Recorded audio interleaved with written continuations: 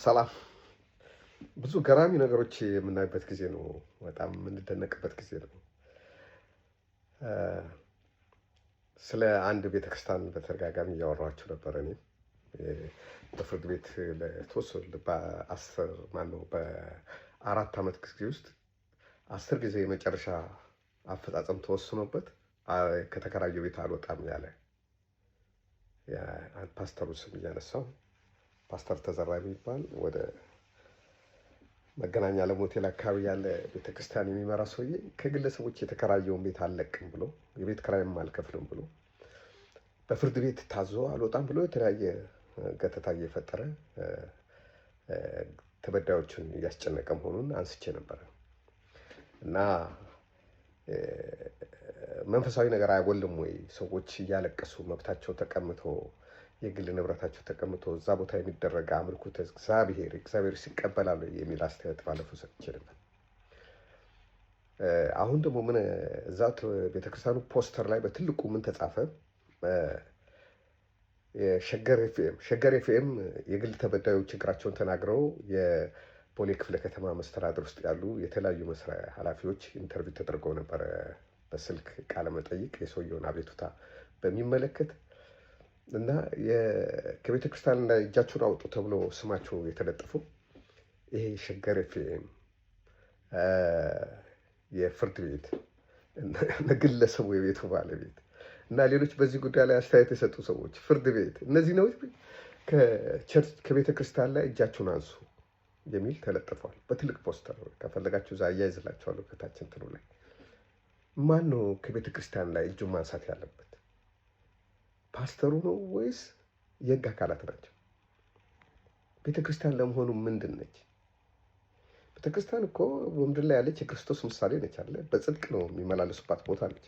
እንግዲህ ቤተ ክርስቲያን ወይም ቤተ መቅደስ፣ ቤተ እምነት የምንለው ሰዎቹ የሚሰበሰቡበት ቦታ ነው። በሆነ ነገር የሚያምኑ በእግዚአብሔር የሚያምኑ ወይ በክርስቶስ የሚያምኑ ሰዎች የሚሰበሰቡበት ቦታ ነው አለ ቤተ ክርስቲያን የሚባለው። እና እዛ ቦታ ላይ የሚገኙ ሰዎች ጽድቅ ፍለጋ ነው፣ እውነት ፍለጋ ነው፣ እግዚአብሔርን ለማምለክ ነው፣ ለእግዚአብሔር ለመዘመር ነው፣ ንስሐ ለመግባት ነው፣ በእግዚአብሔር ፊት ሞገስ ለማግኘት ኃጢአታቸውን እንዲሰረይላቸው የነገ የዘላለም ሕይወታቸውን ከእግዚአብሔር ጋር ለማስማማት ለማመቻቸት መንገዳቸውን ቀና ለማድረግ በምድር ላይ ሕይወታቸውም የጽድቅ ኑሮ ለመኖር ብለው ነው ሰው ቤተክርስቲያን የሚሄደዋል። ይሄ ነው በቃ ቤኔፊት ከቤተክርስቲያን የሚገኘው ይሄ ነው። ከእግዚአብሔር ጋር ሰላም መፍጠር። አንድ ሰው ወደ ቤተ እምነት የሚሄደው እንደ እምነቱ ከአምላኩ ጋር ሰላም ለመፍጠር ነው።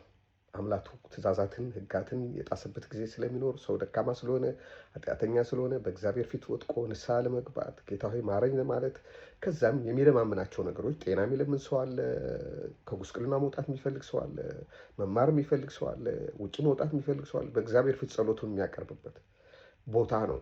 ከእግዚአብሔር ጋር በአካል ይገናኛለሁ ማለት በመንፈስ እግዚአብሔር መንፈስ ስለሆነ በዛ ቦታ ላይ ስለሚገኝ ብሎ ነው ሰው እዛ ቦታ የሚገኘው።